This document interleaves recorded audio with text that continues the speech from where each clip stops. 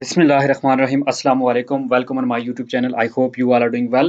In this video, I'm going to discuss Unit 3 of मतालिया Pakistan यानी पाक study, जिस unit का नाम है दो कौमी नज़रिया और तहरीक पाकिस्तान पार्ट 1।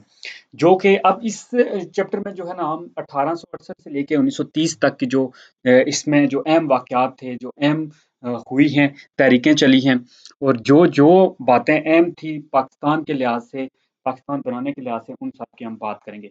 दो कौमी नज़रिया के बारे में हम ये पढ़ेंगे कि दो कौमी नज़रिया कहाँ से आया है। यानी इसके बारे में दो कौमी नज़रिया बहुत कंट्रोवर्शियल है। इसके बारे में कुछ लोग कहते हैं जी कल बैरून ने ये सबसे पहले आइडिया दिया। उसने कहा कि वो बहुत अरसा यहाँ पे रहा, उसने किताब अल हिंद लिखी जिसमें उसने कहा कि यहाँ पे दो कौमें हैं या इस तरह का कुछ नज़रिया दिया। फिर कुछ लोग कहते हैं जी सर सैयद अहमद खान ने ये नज़रिया पेश किया था जी कि हिंदू और मुस्लिम जो हैं दो सेपरेट कौमें हैं। फिर अल्लामा इकबाल का कुछ कहते हैं। एमसीक्यूज़ भी इस तरह का आ जाता है जिसमें जो है ना वो सर सैयद अहमद खान का भी नाम आता है, अल्लामा इकबाल का भी आता है। तो वो फिर लोग जो है ना अल्लामा इकबाल का मेंशन करते हैं कि उन्होंने कौमों का दिया था, कि उनने कहा था जी कि मैंने यूरोप में भी देखा है, वहाँ पे जो कौम का निज़ाम है वो अलग है, लेकिन जो यहाँ पे इस्लाम जो है, मुसलमान जो हैं वो कौम है, हर लिहाज से वो जहाँ भी हों वो एक अलग कौम है, उनकी अलग पहचान है, उनका रहन-सहन, उनका खाना-पीना, उनका ज़िंदगी के तौर तरीके, उनके इबादत के तरीके, ये सारी चीज़ें मुख्तलिफ हैं। फिर हम तहरीक पाकिस्तान में देखेंगे। अब इसमें जो है ना 1859 तक हम बात कर चुके थे, जहाँ पे जो है ना वो वाज़ह तौर पे अब ब्रिटिश क्राउन जो था ना वो यानी जो ब्रिटेन वाले थे, इंग्लिस्तान वाले, वो बरसगीर की जो है ना उनकी बागडोर अब वो कंट्रोल कर रहे थे ऑफिशियली, यानी अब वो हुक्मरान थे और बरसगीर जो है ना अब यहाँ पे जो हुकूमत थी वो उनकी एजेंट थी।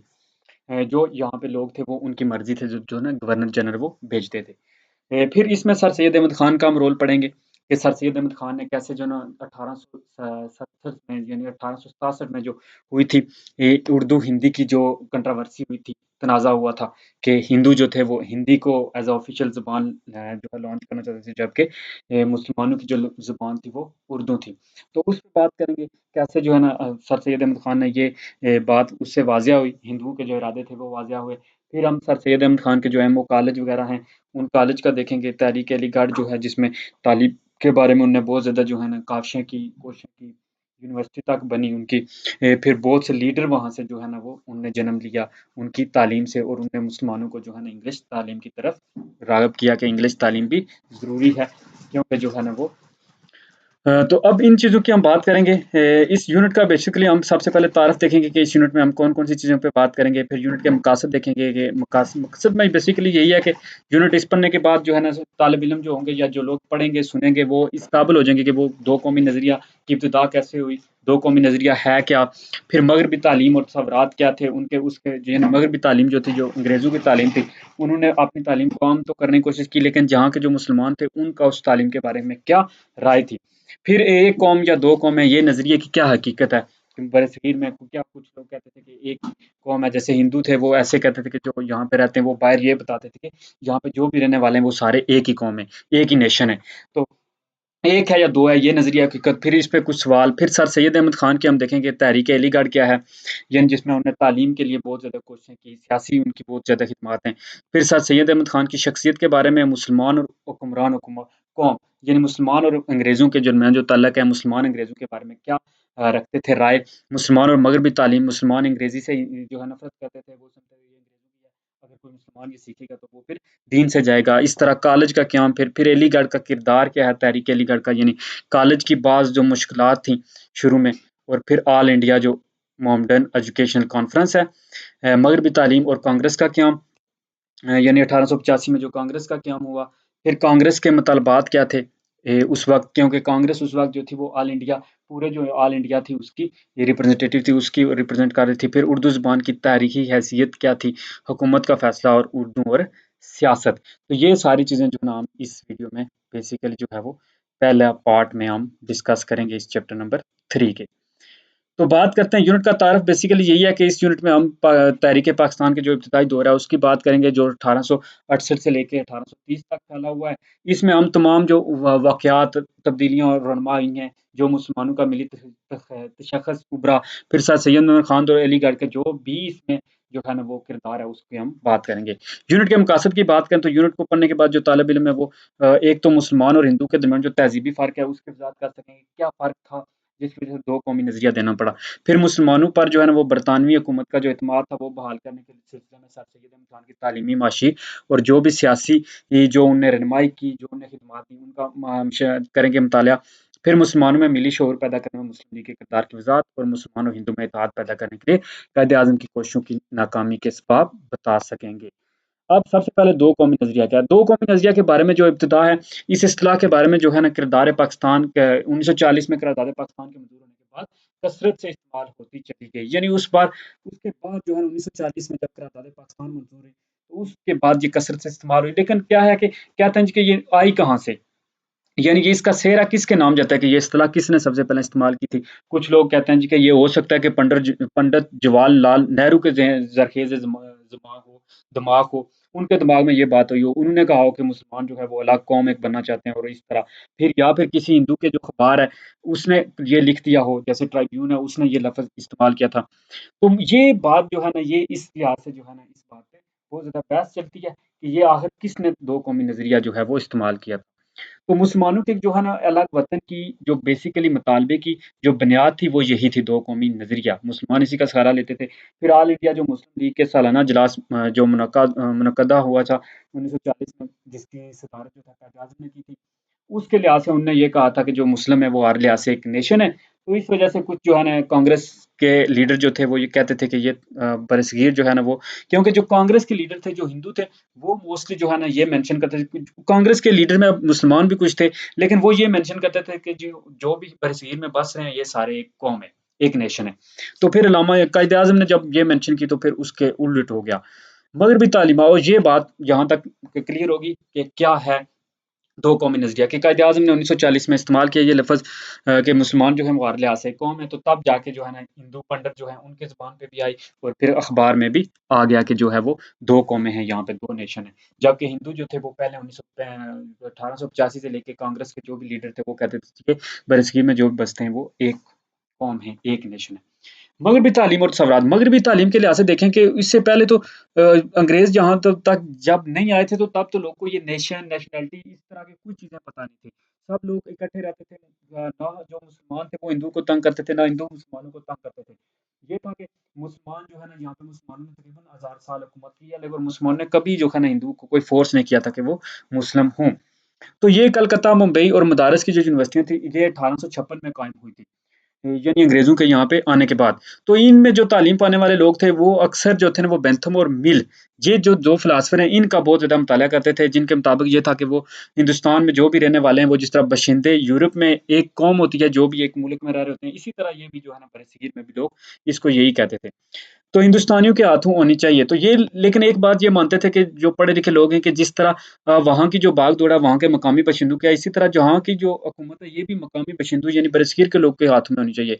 तो अक्सरियती जो हुकूमत का असूल यूरोप के सियासी नज़रियात की बुनियाद है। अगर बरसगीर में इस असूल को नाफ़िज़ किया जाए, तो लाज़िमन हुकूमत जो है वो हिंदू और अक्सरियत के हाथों में होनी चाहिए। यानी ये लोगों का ख़्याल था, क्योंकि हिंदू अक्सरियत में थे, तो ज़ाहिर-सी बात है वो कह रहे थे कि फिर हुकूमत भी जो है वो हिंदू के हाथों में ही होनी चाहिए। तो ये फिर उनकी तालीम का असरात था कि मिल और जो बेंथम थे, जो फ़िलॉसफ़र थे, उनकी थीरीज़ ये कहती थी कि भई जो मकामी लोग हैं उनके हाथ में होनी चाहिए, और जो अक्सरियत में है ताकि वो पावर में हैं, वो इसको करें।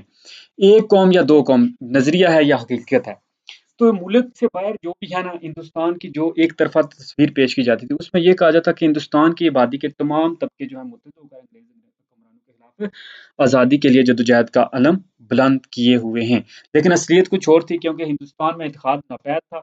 यहाँ पे जो है ना वो इस तरह का जो लफ़्ज़ है तलाक करना, इसका इतलाक़ करना कि हिंदुस्तान पर नहीं हो सकता, लेकिन अगर किसी लफ़्ज़ को इस्तेमाल किए बगैर चारा ना हो, तो नेशन का लफ़्ज़ हिंदू और मुसलमानों दोनों के लिए जायज़ तौर पे इस्तेमाल किया जा सकता था।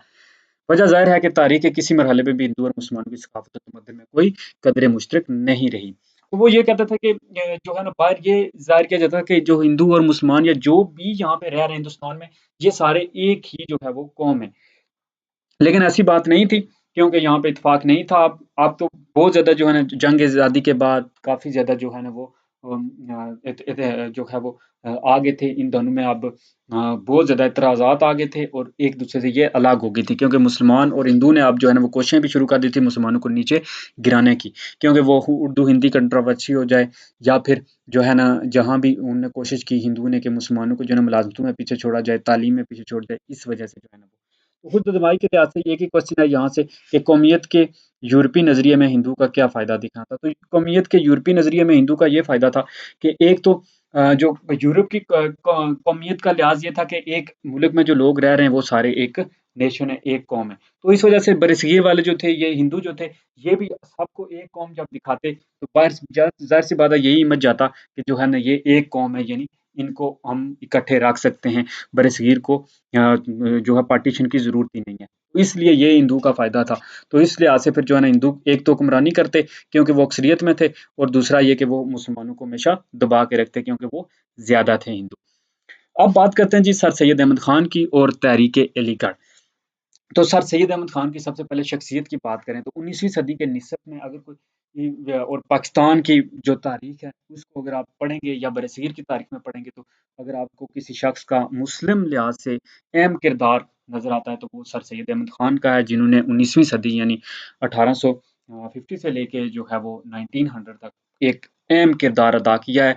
ये एक मुमताज़ ख़ानदान में पैदा हुए थे। इनकी तारीख पैदाइश जो है वो 1817 में है, और 1857 के जो हंगामा है उससे पहले भी ये 20 साल पहले ईस्ट इंडिया कंपनी के लिए बहुत ज़्यादा सर्व कर चुके थे, वहाँ उनके मुलाज़मत भी कर चुके थे। तो जब जंग हुई थी तो इनने बहुत से उनके जो अंग्रेज़ हुक्मरान थे, जो ही बहुत से बड़े उनके जो बड़े-बड़े जर्नैल थे, उनकी फैमिलीज़ वगैरह को भी इन्होंने प्रोटेक्ट किया था, उन्होंने सेव किया था। तो इस वजह से इनको नाइटहुड का भी जो है वो लक़ब दिया गया था। तो ये इनने ख़िदमत की थी, इनकी हिमगेर जो है शख्सियत थी, इनके ज़िंदगी के तमाम शोबों में वो वसी तजर्बा रखते थे, क्योंकि उनने जो है वो जो नायब कासिद के तौर पे भी काम किया हुआ था, यानी अदालतों वगैरह के बारे में भी वो जानते थे, फिर गोरों अंग्रेज़ों के साथ भी उन्होंने काम किया हुआ था, ये सारे। तो फिर क्योंकि वो अखबार वगैरह भी के साथ भी जो है वो अटैच रहे थे, लिखते रहते थे, अखबार नवीसी वगैरह भी की थी। तो ये सारी चीज़ें उनकी हैं, फिर वो शायरी भी करते रहे हैं, उनका एक शेर भी है यहाँ पे लिखा हुआ, ये ख़ुदारम बरयान से इश्क मुस्तफ़ा दारम, नज़र दहेज काफ़िर साज़ो समाने कामनदारम। तो ये शेर तो पता नहीं शायद लिखा हुआ है फ़ारसी में। तो उन्होंने फिर जो है ना होम्योपैथी का भी मुताला किया हुआ था, और एलोपैथी के मुकाबले में उससे ज़्यादा मौसर समझते थे, यानी जिसको हम ये हकीम हिकमत वगैरह कहते हैं। तो ये उनके इतनी यानी ज़्यादा वो तजर्बात थे, एक्सपीरियंस था। तो सर सैयद अहमद खान ने जो 1857 के जो हंगामे थे, उसमें उन्होंने मुसलमानों का जो तबाही हुई देखी थी आँखों से। बहुत दफ़ा उन्होंने देखा कि कैसे किस तरह जो है ना मुसलमानों पे जो है ना वो ज़वाल आया है, मुसलमानों पे ज़ुल्म किया गया है। तो ये सारी जो है ना वो बीती वो मुसलमानों की जानते थे, जिसको वो मरते दम तक नहीं भूल सकते थे। अब जो है ना यहाँ पे अटैच करेंगे सारी चीज़ें। पहले वो साथ बताएगा मुसलमान और हुक्मरान हुकूमत जो कौम थी। यानी बहुत गौर फ़िक्र के बाद उनने ये जंग आज़ादी में मुसलमानों को पीस कर रखा था। मुसलमान जो थे वो पीस गए थे जंग आज़ादी में, क्योंकि हुक्मरान जो थे वो फौजी जो ताकत थी उसके साथ महकूम कौमें बेबस थी। यानी ये अब मुसलमान बेबस हो गए थे। तहरीक जिहाद का अंजाम भी सामने आ गया था कि वो जो है अब ख़त्म हो गई थी, अंग्रेज़ से टक्कर लेना मुमकिन नहीं था, क्योंकि वो बहुत ज़्यादा ताकत में आ गए थे। तो उन्होंने फिर मुसलमानों के लिए अब बेहतर यही था कि मुसलमान जो है ना अपने बदले हुए जो है हालात हैं उनको सांचे किसी और सांचे में डालें। तो अपने हुक्मरानों के अंदाज़ और फ़िक्र से वाक़फ़ियत पैदा करें। इंग्लिस्तान इन दोनों दुनिया का सबसे मुक़तदर मुल्क था। सनती अब जो है ना क्योंकि इंग्लैंड ने इतनी तरक्की कर ली थी, वहाँ पे सनती थी, उन्होंने हथियार बना लिए थे, उन्होंने ज़राअत में बहुत ज़्यादा तरक्की कर ली थी। सनती तो बहुत ज़्यादा तरक्की हो गई थी, जिसकी वज़ह से वो पूरी दुनिया का जो है ना वो अब हुकूमत उस वक़्त इतनी कह रहे थे कि हुकूमत करते थे बरतानिया जो था, कि उसका सूरज ग़ुरूब नहीं होता था, यानी इतनी बड़ी जो थी ये सल्तनत थी। तो इनसे ज़ाहिर-सी बात है अब टक्कर करना तो आसान नहीं था। फिर जो है ना 1869 में जब सर सैयद अहमद खान हिंदुस्तान में चले गए, तो वहाँ उन्होंने देखा वहाँ का यहाँ का जो निज़ाम तालीम है वो काबिले रश्क नज़र आया, और उन्होंने महसूस ये किया कि तालीम सिर्फ़ जो है ना किताबों को रटने का नाम नहीं है, बल्कि ज़िंदगी गुज़ारने बामक़सद ज़िंदगी गुज़ारने का एक ज़रिया है। तो उन्हें असल में तालीम का मतलब समझ में आया। तो फिर उन्होंने ये बात फ़ैसला किया कि शिकवे वग़ैरह करने के बजाय ये है कि मुसलमानों की जो है ना तालीम में बेहतर की जाए। मुसलमानों की मज़हबी तालीम के साथ-साथ जो है ना वो दुनियावी तालीम भी इनको सिखाई जाए, इसलिए जहाँ वहाँ से इनके दिमाग में आइडिया आया। अब मुसलमानों का क्या ख़्याल था मग़रबी तालीम के बारे में? मुसलमान और मग़रबी तालीम। तो सर सैयद तो मुतासिर हुए, उन्होंने फ़ौरन जो है ना माहनामा तहज़ीबुल अख़लाक़ जारी किया और साथ ही मुसलमानों के तालीमी मसाइल पर कमेटी भी बना दी। उन्होंने कमेटी बना दी। उन्होंने कहा कि जो है ना जो ज़ाहिर-सी बात है अब जो अदारे थे वो अंग्रेज़ों के थे। अंग्रेज़ आस्ता-आस्ता बात ये करते जा रहे थे कि मुसलमानों की जो भी तालीम थी यानी उर्दू, अरबी वग़ैरह को वो ख़त्म करते जा रहे थे। उनकी यही मकसद था कि सिर्फ़ वो इंग्लिश वग़ैरह लॉन्च करें। अब इसके बारे में ये था कि जो मुसलमान थे वो अपोज़िट थे। वो ये समझते थे कि अब जो अंग्रेज़ हैं वो तालीम जो है ना मुसलमानों के लिए नहीं रही मुनासिब, क्योंकि ज़ाहिर-सी बात है वो कॉलेजों वग़ैरह में तब्दीली तो कर ही रहे थे। तो मुवाक़िफ़ नहीं रही है मुसलमानों के लिए औलाद के लिए तालीम, तो वो लोग कुछ भेजते भी नहीं थे, लेकिन तालीम ज़रूरी भी थी। तो ये उन्होंने फिर जो कमेटी बनाई थी, उस कमेटी ने जो है ना रिपोर्ट शाया की थी, जिसके अहम दस्तावेज़ जो हैं 1872 में शाया हुई थी। माहिरीन तालीम की राय में इसकी अहमियत अब मुस्लम है। इस रिपोर्ट में मौजूदा मिसाली कॉलेज की स्कीम और तरीक़ा तालीम भी मुदर्रज था। तो उन्होंने फिर बताया कि हमें खुद के कॉलेज बनाने होंगे और उसमें स्कीम भी दी कि किस तरीके से हमें तालीम जो है अब मुसलमानों को देनी होगी, ताकि मुसलमानों को जो है वो दोबारा नुमायाँ किया जाए, दोबारा आगे लाया जाए। फिर उन्होंने जो कॉलेज का क़याम किया। अब कॉलेज के क़याम तो आ गया, लेकिन इब्तिदाई मुश्किलात ये थी, कॉलेज के क़याम का आइडिया तो आ गया कि कहाँ पे उसको लॉन्च करें, कहाँ पे उसको कायम करें। तो कुछ लोगों ने कहा कि दिल्ली, ज़्यादातर जो लोग थे वो दिल्ली को भी प्रेफ़र करते थे, लेकिन कुछ जो करीबी लोग थे उन्हें अलीगढ़ भी को भी तरजीह दी। तो सर सैयद अहमद ख़ान की को दिल्ली से बहुत ज़्यादा प्यार-मोहब्बत थी। लेकिन उनने शहर को दिल्ली का उन्होंने कोना-कोना छाना हुआ था और जो एक मज़बूत किताब थी असार-ए-सनादीद, वो भी लिखी हुई थी। लेकिन इसके बावजूद जो है ना 1857 के जो हंगामा हुआ था, उसमें दिल्ली को तर्क कर देने का मुसम्म वो इरादा कर चुके थे। जंग के बाद यहाँ के मुसलमानों की दर्दनाक हालत सर सैयद से देखी नहीं जाती, तो दिल्ली वालों को एक और सज़ा ये दी गई थी कि इस शहर को हुकूमत पंजाब के हवाले कर दिया जाता, जहाँ आप अफ़सर अपने आप को कानून और इंसाफ़ के तकाज़ों का पाबंद नहीं समझते थे। यानी दिल्ली अब पंजाब के साथ था। तो फिर जो है ना उन्होंने कहा कि कॉलेज जो है ना वो अलीगढ़ में बनाएँगे। अलीगढ़ का किरदार, कॉलेज जो है ना अपनी मदद आप के तहत उन्होंने दरख्शां उसको मिसाल था, यानी अपनी मदद आप के तहत बना लिया। अब यहाँ पे जो है ना मुसलमान तलबा आकर दाखिला भी लेते थे, जिसमें बंगाल, पंजाब वो सब इलाकों से आते थे। वो अपना इलाका नहीं ज़ाहिर करते थे, बल्कि एज़ अ मुसलमान जो है ना वो पहले समझते थे और सब जो है ना वो भाइयों की तरह रहते थे। अब इसमें फ़ाज़िल असातिज़ा की मौजूदगी थी, अकामती तरीक़ा तालीम था, मर्दाना खेलों का इंतज़ाम, यूनियन की सरगर्मियाँ, अलीगढ़ बेमिसाल सोशल लाइफ़ की इम्तियाज़ी ख़ुशियातें थी। यानी सारे जो थे ना वो अब इकट्ठे हो गए थे मुख्तलिफ़ जगहों से। तो यहाँ सिर्फ़ जो किताबें नहीं पढ़ाते थे, बल्कि वो उनकी तरबियत भी करते थे, उनके अख़लाक में, हर चीज़ में जो है ना वो चीज़ें लाते थे। तालीम जो कॉलेज था ये बेसिकली जो है ना वो अंग्रेज़ी तालीम के लिए खोले गए थे। अलीगढ़ में जो है ना वो मुस्लिम कौमियत का शऊर परवान चढ़ा। ये कहना तो दुरुस्त नहीं होगा कि इससे पहले मुस्लिम कौमियत का तसव्वुर मौजूद ना था, लेकिन जो है ना इसने मुसलमान जो थे ना वो अपने आप को एक कौम समझे, लेकिन अलीगढ़ की इकामती ज़िंदगी और लाज़मी मज़हबी तालीम से इस जज़्बे को उबारा और ताज़ा रखा, जो कि एक नाक़ाबिल तफ़सीर क़ुव्वत बनाया। सर सैयद ने एक मौके पर ये कहा था कि हमारा सच्चा कलमा जो है वो ला इलाहा इल्लल्लाह मुहम्मद रसूलुल्लाह है और इस पर यकीन करने से कौम हमारी कौम है। अगर तुमने ये सब कुछ पर यकीन अगर तुमने सब कुछ और इस पर यकीन ना किया तो तुम कौम नहीं बन सकते। ये इन्होंने कलमे की अहमियत बताई थी। फिर उन्होंने बताया कि उम्मीद है कि तुम जो है ना वो इन दोनों की बातों के नमूने यानी इल्म और इस्लाम जो है ना यही कौम की इज़्ज़त होगी। फिर अलीगढ़ ने तालीमी लिहाज़ से कौम की जो खिदमत की वो 2 बातों से ज़ाहिर होती है कि अव्वल 1925 में कुल हिंदुस्तान में जो थी ना वो कॉलेज की तालीम पाने वाले मुसलमान नौजवानों का 69% अलीगढ़ में तालीम था। यानी 1925 का ये सर्वे था कि अगर 100% जो मुसलमान थे उसमें 69% जो थे वो अलीगढ़ में ज़ेरे मुकीम ज़ेरे तालीम थे। तो अलीगढ़ के कुल तलबा की तादाद जो है ना वो 1/3 ये किसी न किसी शक्ल में यूनिवर्सिटी से माली इमदाद हासिल करता था और ये मदद इस तरह पर दी जाती थी कि हासिल करने वाले के अलावा किसी दूसरे शख्स को मुतल्लिक इल्म ना होता था। यानी इतनी मदद लोग सपोर्ट करते थे अलीगढ़ की। कॉलेज की अब बाज़ मुश्किलात भी हुई। इब्तिदा में जो थी ना वो तालिब इल्मों की तादाद मुख्तसर थी।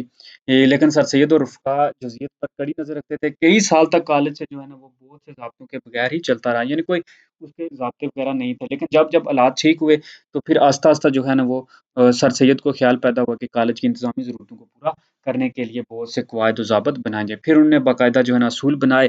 फिर सर सैयद अहमद ख़ान ने जो है ना 1899 में ट्रस्टियों के तकर्रुर और दीगर अमूर के इंसराम के लिए एक कवर बनाया और बिल की सूरत में छपवा कर की कापियाँ तमाम मेंबरों के पास राय के लिए भेजी। तो मौलवी समीउल्लाह जो थे वो सर सैयद के बहुत नज़दीक भी थे और कॉलेज बनाने और चलाने में इनका बहुत ज़्यादा हाथ था और उन्होंने साथ भी दिया। तो बिल की बाज़ दफ़ा से उन्हें शदीद इख्तिलाफ़ था, मुतनाज़ा फिया मसाइल में एक ये थी कि सर सैयद के बेटे जो थे वो सैयद महमूद को कॉलेज का जो है ना वो जॉइंट सेक्रेटरी बनाया जाए और अपने नामवर बाप की वफ़ात के बाद यही सेक्रेटरी बनकर कॉलेज का इंतज़ाम सँभालें। तो इस बात से जो है ना वो मौलवी समीउल्लाह खान इस बात के हामी नहीं थे कि जो सैयद महमूद की को जो उनके बेटे हैं सर सैयद के उनको बनाया जाए। तो फ़रीक़ीन की बाहमी नुक्ताचीनी जायज़ हदूद से बढ़ गई और एक असूली मुबासित ने ज़ाती जंग की शक्ल इख्तियार कर ली। यानी ये मुश्किलात थी कि जो मौलवी समीउल्लाह थे और सर सैयद के बेटे। असल मामला क्या था? असल मामला ये था जी कि कॉलेज के बुनियादी मकासद में से एक मकसद ये भी था कि जो सत्ता और वासे मुसलमानों को अंग्रेज़ी की बदगुमानी से बचाया जाए और दोनों की बाहमी तल्लुकात को खुशगवार बनाया जाए। यानी लोगों को ये बताया जाए कि कोई अंग्रेज़ी सीखना या हुकूमत के साथ जो है ना वो हाथ बढ़ाना, हाथ मिलाना या उनके साथ मिलकर काम करने में कोई हर्ज नहीं है। लेकिन इस बात के पेश नज़र शुरू से ही कॉलेज में कम से कम 4 अंग्रेज़ प्रोफ़ेसर होते थे और स्कूल का हेडमास्टर भी अंग्रेज़ हुआ करता था। तो ये बात थी कि वो 4 जो अंग्रेज़ होते थे कि ताकि जो है ना वो लोगों के दरमियान में उन अंग्रेज़ों के खिलाफ जो नफ़रत है वो कम हो जाए और मुसलमान जो है ना, ये जो समझते हैं इंग्लिश को वो समझते हैं कि ये जो है वो सीखने से उनका ईमान चला जाएगा या इस तरह वो चीज़ें उसके बारे में जो बुरे नज़र रखते हैं या हुकूमत के साथ वो जो उनको नफ़रत है, वो चीज़ें जो है ना वो कुर्बत लाई जाए इस दौरान। तो सैयद मोहम्मद जो थे वो महमूद जो थे वो हिंदुस्तान में तालीम हासिल कर चुके थे। तो वहाँ के बाद जो है ना तालीमी हलकों में जाते रहते हैं, उन्होंने फिर अच्छे-अच्छे वहाँ से जो है ना वो मामूली तनख्वाह पे प्रोफ़ेसर भी लाए और उन वो जो प्रोफ़ेसर थे वो कॉलेज और तलबा की बहबूद का भी ख़्याल रखते थे। इनमें से चंद असातिज़ा जो थे वो बेमुलक़ामी शोहरत भी उन्होंने हासिल की और कुछ जो थे ना वो सिर्फ़ जो है ना पैसों की खर्च से आते थे और ज़ाती मफ़ाद देखते थे और वो चल फिर के चले जाते थे। लेकिन मौलवी समीउल्लाह जो थे ना वो अंग्रेज़ असातिज़ा पर बहुत अच्छे से नज़र रखते थे और वो ये बात मानते थे कि ये तो ईसाई हैं, ये मुसलमानों को क्या सिखाएँगे। तो इस बात से मौलवी साहब जो थे, मौलवी समीउल्लाह खान साहब को उनको अंग्रेज़ों का वजूद जो था वो खटकता था और इस बात से उनको जो है वो नफ़रत भी थी। तो दौड़ में मौलवी समीउल्लाह खान के हाथ में चली जाएगी और उनका ये था कि इस बात की तवक्को थी कि सर सैयद की वफ़ात के बाद जो है ना वो मौलवी समीउल्लाह के हाथ में जो है ना वो कागज़ की दौड़ चली जाएगी, तो वो अंग्रेज़ जो प्रोफ़ेसर हैं उनको ज़ज करेंगे या इनको अपनी-अपनी मुलाज़मत से बरतरफ करेंगे। लेकिन ऐसा नहीं हुआ क्योंकि जो है ना सैयद महमूद की जो नामज़दगी थी कि जो सर सैयद की वफ़ात के बाद उनके बेटे जो हैं वो सँभालेंगे कॉलेज को। इस बात को मौलवी समीउल्लाह जो हैं वो नाराज़ हो गए और इस तरह झगड़े जो है ना वो को तूल मिली और उनके दरमियान में जो है ना वो फूट आ गई। फिर जो है ना ट्रस्टियों की अक्सरियत ने जो है ना बिल के हक़ में वोट दिया कि जो बिल पेश हुआ है जो सर सैयद के बेटे के, तो फिर जो है ना मौलवी समीउल्लाह खान और उनकी पार्टी जो थी वो कॉलेज से तल्लक़ हो गई और उसने कॉलेज छोड़ दिया। सर सैयद मौलवी साहब और उनके हामियों का रवैया शाख गुज़रा। उनके लिए सर सैयद के लिए शौक था क्योंकि वो साथ-साथ रहे, तो समीउल्लाह को अपना जो है ना वो दस्त बाज़ु समझते थे और अज़ीज़ दोस्त की तरह सर सैयद के लिए इस किस्म की मुखालफत नाक़ाबिल बर्दाश्त थी। इस खाना जंगी से कॉलेज की तरक्की की रफ़्तार और मद्धम पड़ गई, तलबा की तादाद घट गई और कई लोगों ने माली इमदाद से भी हाथ खींच लिया। तो ये वजह थी कि वो कॉलेज की ये मुश्किलात आई उनको। अब बात करते हैं ऑल इंडिया एजुकेशनल कॉन्फ्रेंस की। तो ये इसको हम अगली वीडियो में इंशाल्लाह हम इस पे बात करेंगे। अभी तक इतना ही रखते हैं। तो इस वीडियो में इतना ही, लाइक कर दें वीडियो को और सब्सक्राइब करें चैनल को। अल्लाह हाफ़िज़।